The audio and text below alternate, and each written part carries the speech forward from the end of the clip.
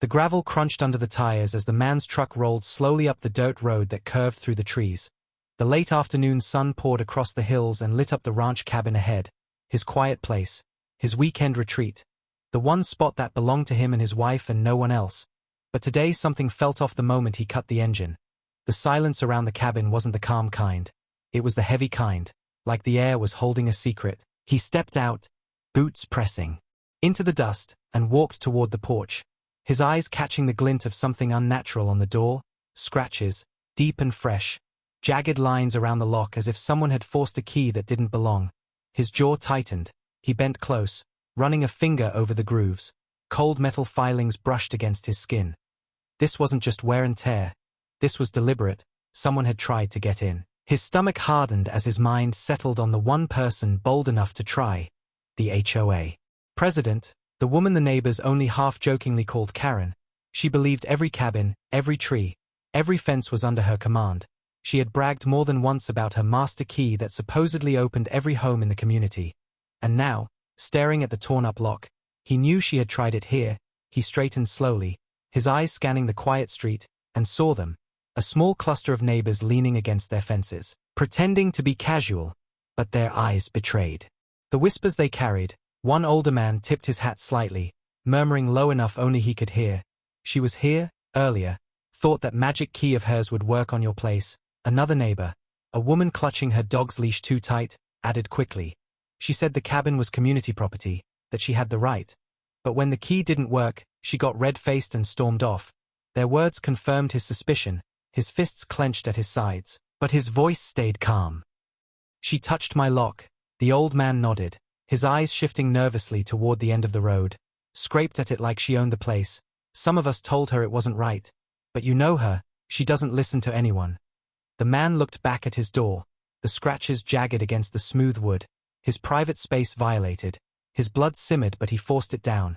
He knew Karen thrived on loud fights, on drama. She wanted scenes she could twist to her advantage. No, he wouldn't give her that. He would give her something far heavier. He turned slowly, scanning the small crowd, his voice even. Did she say anything else? The dog walker hesitated, then whispered. She said she'd call the cops next time. That if her key didn't work, then whoever was inside must not belong here. She said she'd prove you weren't allowed. The words settled like stones in his chest. Karen had crossed the line before, with threats, with fines, with notes taped to windshields. But this was different. This was trespass, this was intent. His eyes hardened, but his tone stayed flat. Thank you for telling me. The neighbors shifted, uneasy, some looking relieved, others looking guilty. No one wanted to be caught in the storm that was coming. He walked up the porch steps, each creak under his boots sharp in the quiet, and set his hand on the scratched doorknob. He turned it slow. The door opened with its usual soft groan. The inside smelled of pine and dust, untouched. No sign of anyone getting through. She hadn't made it past the lock, not yet. He exhaled, steadying his breath, then closed the door gently, locking it again. His eyes lingering on the scars around the keyhole, proof of her arrogance, proof of her attempt. He turned back toward the street. The neighbors had drifted farther now, pretending to be busy, trimming hedges, sweeping driveways. But he could feel their eyes, waiting to see what he would do. He didn't shout, he didn't call out. He only walked calmly back to his truck, opened the door, and pulled out the worn leather folder resting on the seat.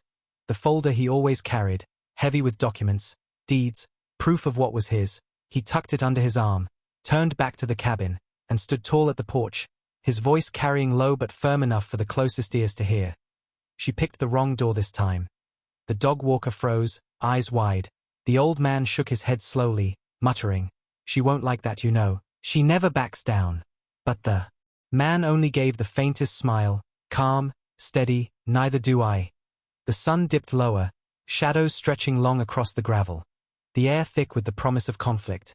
The neighbors hurried back inside, shutters closing, doors shutting. No one wanted to be caught when Karen came back.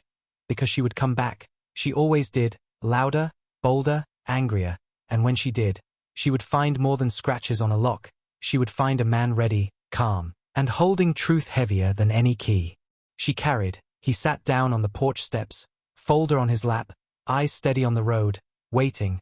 The river in the distance whispered steady.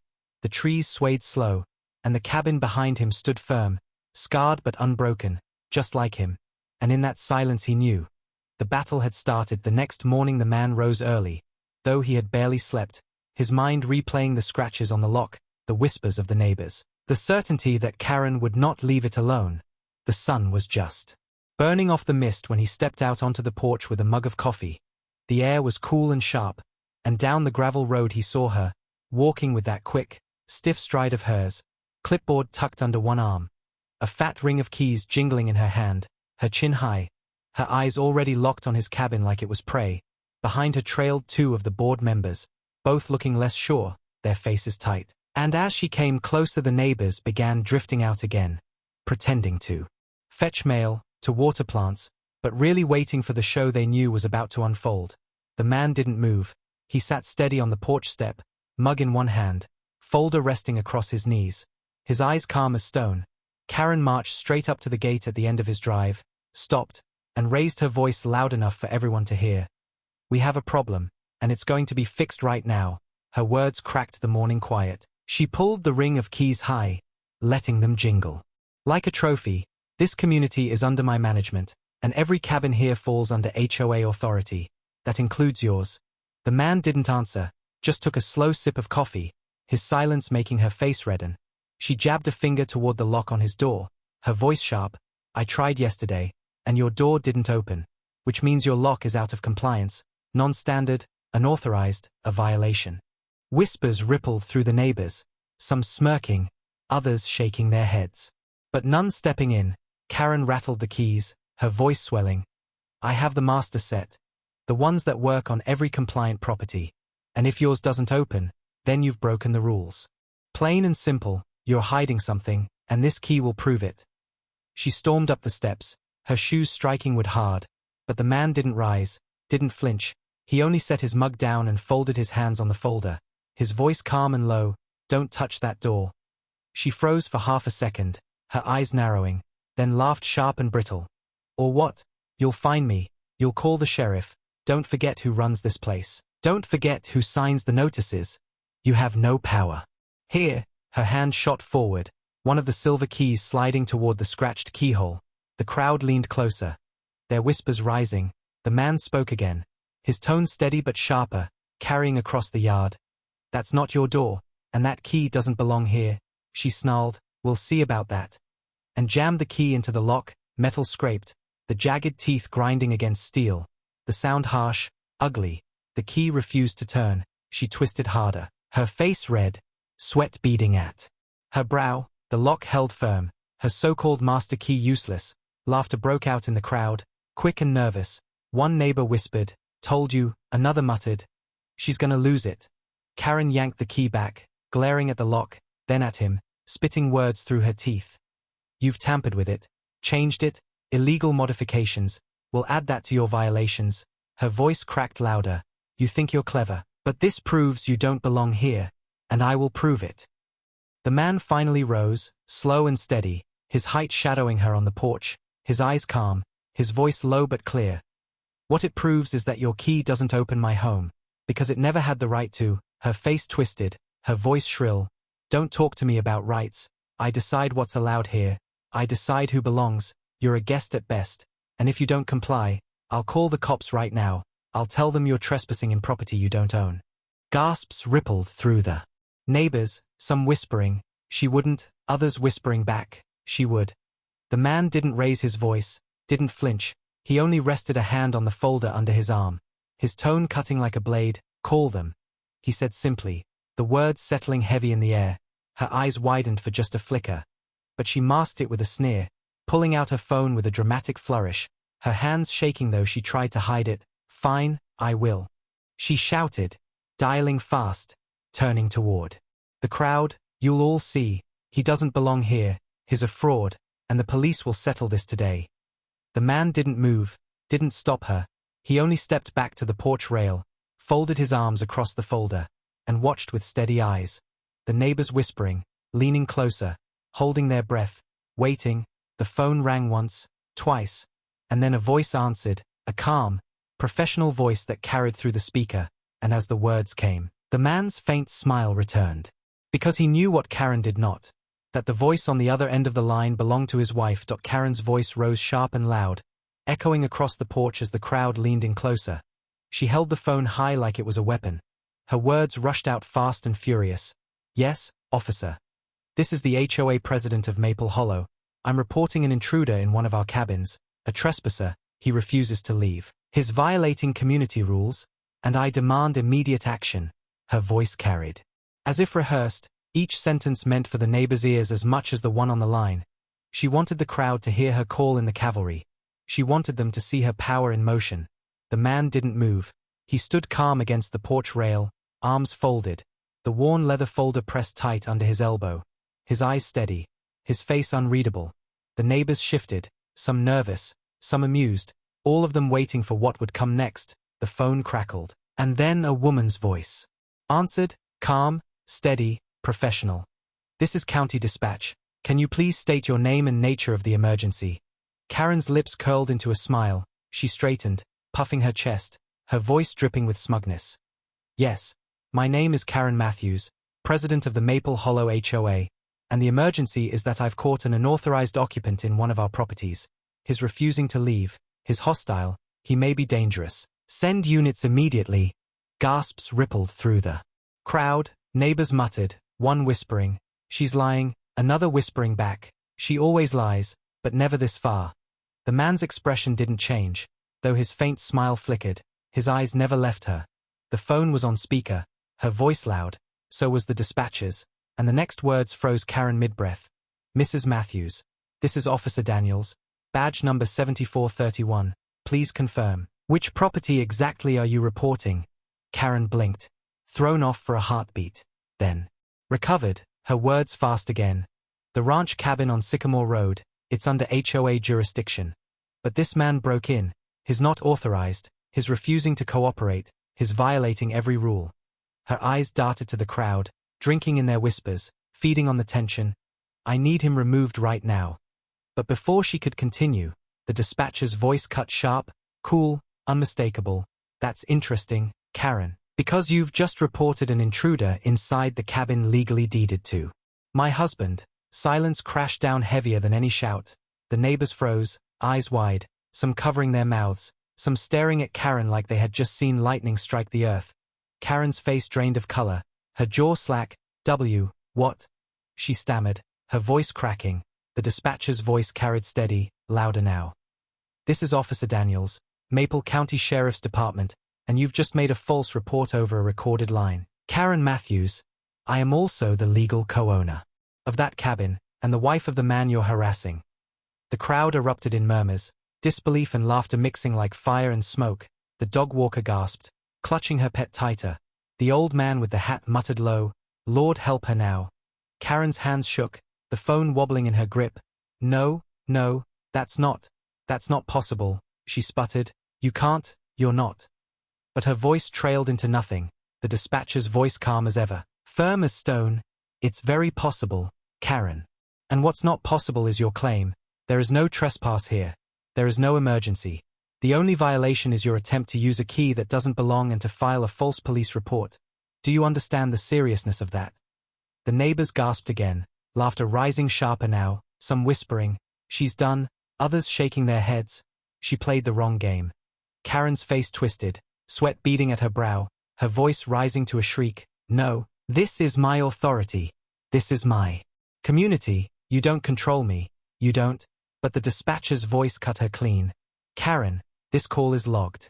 Your words are recorded, and if you continue, you will be charged. Is that clear?"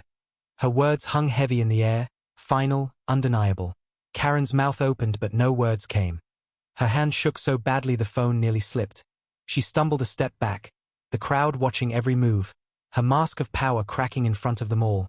And through it all, the man stood calm, his faint smile steady, his wife's voice echoing from the phone like a hammer striking the false crown from Karen's head.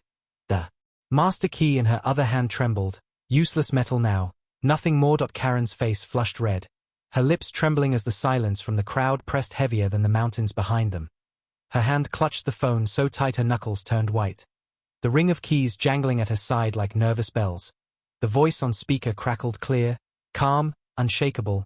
"Karen Matthews, Please confirm your full name, title, and reason for attempting access to a private residence. The crowd stirred, whispers darting sharp through the air. She's in trouble. Did you hear that? She said private residence. Karen stammered, her breath hitching. I am the HOA president. I manage all cabins here. I was ensuring compliance. That's all? Compliance? This property isn't private, it's community-controlled. Her voice broke at the edges, desperation cutting through every syllable. The dispatcher's tone stayed even, official, steady as stone. That statement is false. County records show this cabin is deeded to my husband and myself. There are no HOA covenants attached. And you have no legal authority here. Are you admitting you attempted entry? With a key that did not belong to you? The crowd gasped, neighbors leaning closer, eyes wide, phones recording. Karen shook her head violently, her words rushing. No, it's not like that. The master key should have worked. It always works. If it didn't, then he must have tampered with the lock. Yes, that's it. Tampered with it, and that's illegal. Her voice cracked into a shrill pitch, trying to claw back control, but the dispatcher cut her clean. Karen, tampering would be using a tool to force entry, which is exactly what you did when you tried to shove a master key into a lock that doesn't belong to you. Witnesses have confirmed, and your fingerprints will confirm the rest. Laughter rippled through the crowd, harsh and low. The old man with the hat muttered, "She's cooked," while another neighbor whispered, "I knew she'd trip over that key one day." Karen's knees shook, but her pride forced her to stand tall, her words spilling out fast. "You can't talk to me like that. You're supposed to protect me. I called you. I'm the one in charge here, not him, not you, me." But the dispatcher's voice stayed flat, firm, relentless. "You called to file a false report, Karen, and false reporting is a criminal offense. Do you understand? This line is recorded, and every word you've spoken will be reviewed by the sheriff's department." Karen's hands trembled. The phone slipped from her sweaty palm and clattered onto the porch, the screen glowing bright. The call still live. The dispatcher's voice echoing out for everyone to hear. "Karen Matthews, final warning. Walk away now before charges escalate. Do you acknowledge?" The crowd was silent for a long, heavy moment, every eye locked on her, her authority crumbling like old wood. The master key ring slipped from her other hand, keys scattering across the porch, useless, shining in the dust. She fell to her knees, scrambling to gather them, muttering under her breath, "No, this isn't happening." The man stepped forward at last, calm as ever, bending to pick up one of the fallen keys. He held it up between two fingers, the metal glinting in the fading light, his voice quiet but carrying. "Your master key doesn't fit here, because this was never yours to control." Gasps and whispers rushed through the crowd, some neighbors chuckling openly now, some shaking their heads in disbelief. Karen froze on the porch floor, her hands full of cold keys that meant nothing. Her power shattered. The dispatcher's voice came one last time, final and cold. "We'll be filing this report, Karen, and I'll be seeing you soon." The call ended with a sharp beep, leaving only the sound of the wind in the trees, the laughter of children in the distance, and Karen's ragged breathing as she clutched her useless keys, her empire of fear dissolving in front of everyone. The man stood tall, the key still raised, his faint smile calm, certain, the weight of truth on his side. And the neighbors knew. The fight had turned, and Karen had finally lost her grip. The crowd was still buzzing, voices rising and falling like waves. When the phone on the porch floor lit up again, the dispatcher hadn't hung up fully, the line still lived, and her voice came through sharp, clear, carrying authority that cut the air like a blade. "For the record, this is Officer Daniels, badge number 7431, Maple County Sheriff's Department." The words slammed into the crowd like thunder. Neighbors gasped, some clapping hands to mouths, some whispering furiously, "His wife, she's law enforcement, she's the dispatcher. She's not just a voice, she's a badge." Karen froze where she crouched, her keys clutched tight against her chest, her face white, her mouth opening and closing like a fish pulled from water, her power crumbling by the second. The officer's voice pressed on, steady and unshaken. "Karen Matthews, you attempted unlawful entry on a private cabin. You attempted to use a false master key, and then you filed a false report on a recorded line. All of these are criminal offenses punishable under county law. Do you understand the weight of your actions?" Karen's breath came ragged. She shook her head violently, her words spilling fast. No, you can't. I was only protecting the community. I was only ensuring compliance. It's my job, it's my responsibility.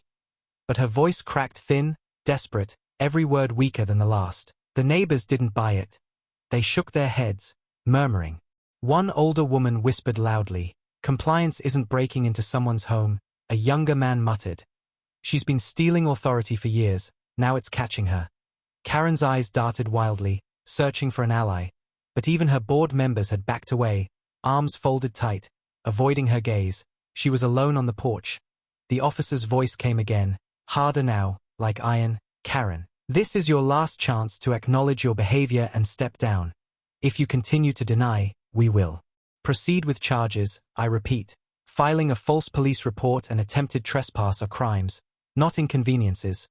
Karen's knees buckled, her pride the only thing holding her up, but her pride was crumbling fast. Her voice broke into a shriek. "No, this is my community, my rules, you can't take that from me, you can't." But her scream was drowned in laughter from the crowd, sharp, bitter, years of frustration spilling out. The man stepped forward at last. Calm as always, the leather folder still tucked under his arm. He bent, picked up the phone from the boards, and pressed the speaker so everyone could hear. His voice low but steady. "Karen, you should listen. Because she's not just my wife, she's the law, and unlike you, she doesn't bluff." The crowd roared with murmurs, some laughing, some clapping, some shouting agreement. Karen's face twisted, her pride tearing apart in front of them all. Her hands shook so badly the keys slipped from her grip again, scattering into the dust like broken coins. She scrambled to gather them, but the man held one up high, letting it gleam in the light, his voice carrying, "You see this, everyone? This is the so-called master key. The one she said opened every cabin. The one she used to threaten us all, and today you've seen it fail." The neighbors gasped, then erupted, some cheering, some shouting, "Fraud, we knew it, she lied to us." Karen staggered to her feet, tears brimming in her eyes, her voice trembling. "No, you don't understand. I was protecting you. I was keeping order. I was—" But the officer's voice cut her cold, final as stone. "You were abusing your power, Karen, and everyone here knows it now." The crowd cheered louder, laughter mixing with anger. The mask of control Karen had worn for years ripped away in seconds. The man stood tall on the porch, phone in one hand, useless key in the other, his wife's steady voice still echoing from the line. And in that moment the neighbors knew the truth. Karen wasn't in charge anymore, her authority was broken, her threats hollow, and the balance of power had shifted forever. The crowd pressed in tighter that evening, the sun slipping low but no one willing to leave, the air thick with tension, and at the center of it all Karen stood trembling, her face pale under the weight of her own crumbling authority. The phone still in the man's hand, the speaker live, his wife's steady voice carrying through every corner of the hollow. "Karen Matthews, you have crossed into criminal territory. Your attempt to file a false police report is logged, and your fingerprints will match the damage you left on that lock. You are on notice." The words rolled out sharp and heavy, neighbors gasped, some muttering, "She's done," others whispering, "She's finally cornered." Karen shook her head violently, her voice shrieking, "No, you don't understand. I was protecting the community. I was stopping a threat. He isn't supposed to be here. None of this is legal." But her words came out broken, desperate, and the crowd wasn't listening anymore. They laughed bitterly. One woman shouted from the back, "We're tired of your lies, Karen." Another neighbor, usually quiet, barked, "You fined me for painting my shutters. Now you're breaking into cabins and calling cops on the real owners." The voices rose, the tide turning against her in full. The man stood steady at the porch rail, the phone in one hand, the useless key in the other, his voice calm. "Listen to yourself, Karen. Every word you say digs you deeper. You've built your power on fear and lies, but fear breaks when truth is shown." She pointed a shaking finger at him, her voice ragged. "You think you're safe because of her voice, because of that call. But this community is mine, my rules, my authority." Her voice cracked, the crowd jeered, her board members shuffled back farther, their faces red with shame, none daring to stand beside her. The phone crackled. Again, his wife's voice sharper now, the kind of tone that could freeze blood. "Karen Matthews, you are officially warned. Another false statement, another attempt to harass, and this becomes a case file. You could face charges, fines, even jail. Is that what you want?" Karen's knees wobbled, her mouth opening but no words came. Sweat streaked her forehead.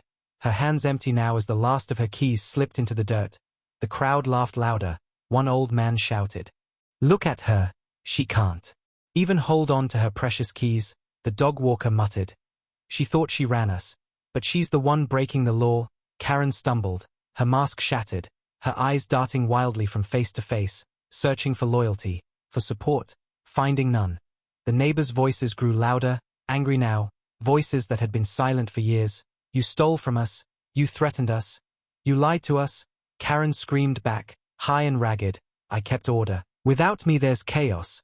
Without me you're nothing." But her words fell flat, drowned in the storm of voices. The man lifted the phone higher, his wife's voice carrying like a verdict. "This community doesn't need a tyrant, Karen, it needs truth, and today the truth is plain. You are not the law, and you never were." The crowd erupted in cheers, clapping, shouting. Their fear cracked open into something fiercer, something freer. Karen staggered back a step, her eyes wide, her face twisted with rage and terror. She turned to flee but froze as the man stepped down from the porch, his eyes calm, his faint smile cutting deeper than any shout. He held the useless key up between his fingers, letting it gleam in the last light of day. "Your master key doesn't open my cabin, Karen," he said, his voice low but heavy. "And your voice doesn't open their obedience anymore." Gasps swept through the crowd, neighbors clapped and laughed, some shouting, "That's it, she's finished." Karen let out one last scream, raw and hollow. "This isn't over," before turning and stumbling down the gravel, her shoes slipping in the dust. The neighbors' laughter and jeers following her like a storm. The man stood tall in the fading sun, the phone still in his hand, his wife's steady voice echoing one last time. "We'll be watching, and next time there will be charges." The line clicked, silence settling. But it was a new kind of silence now, not heavy with fear, but light with freedom, and the neighbors knew. They had seen the queen stripped of her crown, and there was no going back. The seventh day felt heavier than all the others. The whole hollow seemed to buzz with the weight of what had happened. Neighbors didn't hide inside anymore. They came out early, gathering in small knots at the edges of the gravel road, whispering, waiting. Word had spread far beyond the street. People from other blocks drifted in just to see the woman who once ruled with fines and threats finally stripped bare. And at the center of it all Karen appeared, but she was no longer the queen she pretended to be, her hair disheveled, her face pale. The clipboard clutched to her chest like a shield, her steps quick but shaky, and behind her trailed the board members, their shoulders hunched, their eyes avoiding hers. They followed not with loyalty but with shame. The gate still stood at the drive, the lock still hanging heavy, but it looked weaker now, like a relic of a power already gone. When the man's truck rolled up, calm as ever, steady as stone, the crowd hushed. The crunch of tires on gravel louder than breath. He parked in front of the gate, stepped out slow, the worn folder under his arm, his face calm, his eyes sharp. Karen's voice broke first, shrill, desperate. "Don't listen to him. Don't believe what he says. His papers are fake, forged, lies meant to trick you. I am still president. I am still in charge." Her words rattled through the air, but they sounded thin, weak, bouncing off walls of doubt. The neighbors didn't flinch. They didn't nod. Instead they whispered, "She's lying again. She's afraid." The man stood still, his voice even. "You saw the deed. You saw the survey. You heard the sheriff's office confirm it. The bridge and the cabin are mine, not hers, not the HOA's, and no key she carries can change that." Cheers rippled through the crowd, neighbors clapping, shouting agreement. Karen's face flushed red. She spun on her board, snapping, "Back me up, tell them the rules are still law." But the board members shuffled their feet. One stepped forward, his voice low but clear. "We can't, Karen. You lied to us too. You told us the bridge was ours, that the covenants bound this property. But they don't. We saw the proof." Gasps swept through the crowd. The president's mouth opened, but no words came. Her mask cracking in full view. Another board member added, his voice shaking, "We're resigning, all of us. We won't cover for you anymore." Karen spun, eyes wide, shrieking, "Cowards! Traitors! You wouldn't have power without me." But her screams were drowned by the crowd's roar, neighbors shouting, "Enough! We're done with you. No more lies." The man stepped closer to the porch rail, his faint smile calm. his voice steady as stone. Your rules were built on fear. But fear breaks when the truth is shown. And today you've lost them. They don't fear you anymore. Karen's hands shook, the clipboard clattering to the ground, papers scattering in the dust. The crowd laughed. Bitter and free, children ran forward, stomping the notices underfoot, chalking words in the gravel. Our cabins. No HOA. Karen stumbled back, her eyes wild, her voice breaking. You can't do this. Without me you'll fall apart. You'll have chaos, weeds, trash, ruin. But the neighbors laughed louder. One old woman shouted, better chaos than a tyrant. Another man yelled, we'll govern ourselves, not by fear but by choice. Karen staggered, her empire crumbling around her, her voice lost in the noise. The man lifted the useless key again, holding it high, letting the light glint off its jagged edge. This was her weapon. This was her power. But now you all see, it opens nothing. Cheers exploded, neighbors clapping, stomping, some chanting his name. Karen's knees buckled, and for the first time she looked small, broken, no longer feared, no longer obeyed. She turned, stumbling through the crowd, their laughter chasing her, their voices rising. Her crown of power shattered in the dirt. The man lowered the key, tucked the folder under his arm, his calm smile steady, and spoke once more. It's over. She doesn't own you. She never did, remember that. And the crowd erupted again, louder, freer. The fear that had chained them for years gone in an instant, and everyone knew. The HOA's reign had ended, and Karen's fall was complete. The 8th day came with a strange quiet, not the fearful kind that used to hang over the hollow, but the quiet of relief, the kind that follows a storm when the sky finally clears. The man woke early, the sun just spilling gold across the hills, and stepped out onto the porch of his cabin. The lock on the door still scarred from Karen's failed key, but untouched since, safe, his, the gravel road below already filled with neighbors. But this time there was no tension, no whispering in fear. They gathered freely, voices light, children laughing, chalk scribbles bright across the dirt. Words like freedom and our homes scrawled in messy letters. The board members who once flanked Karen stood at the edge, their faces pale, their shoulders low, no clipboards, no notices, only shame. The neighbors no longer avoided them, no longer looked to them for rules. They looked past them, toward the porch, toward the man, and when his wife stepped out beside him, phone in hand, badge glinting faintly at her belt, a cheer rose from the crowd, long and full, the sound of people no longer afraid. Karen's house at the far end of the road sat dark, shutters drawn, mailbox overflowing, her car gone, the curtains never parting. Some whispered she had packed in the night and fled, others whispered she still hid inside, drowning in her own humiliation. But it didn't matter anymore. Her voice was gone, her power broken, her master key useless. The man lifted the folder once more, not as a weapon but as proof, raising it high for all to see, his voice calm, carrying steady. These are the papers that stopped her lies, but you don't need me to hold them forever. The truth is yours now, no more fear, no more false rules. You own your homes, your lives, your freedom. The crowd erupted in cheers, clapping, stomping feet, neighbors calling out thanks, some with tears, some with laughter, years of anger finally lifting. His wife stepped forward, her voice sharp but kind. If she tries again, if anyone tries again, the law will not side with fear, it will side with fact, and the fact is clear. This cabin is private. This land is private. Your lives are yours, not hers. The neighbors roared louder, some chanting, no more HOA. The man smiled faintly, the kind of smile that carried more weight than any shout.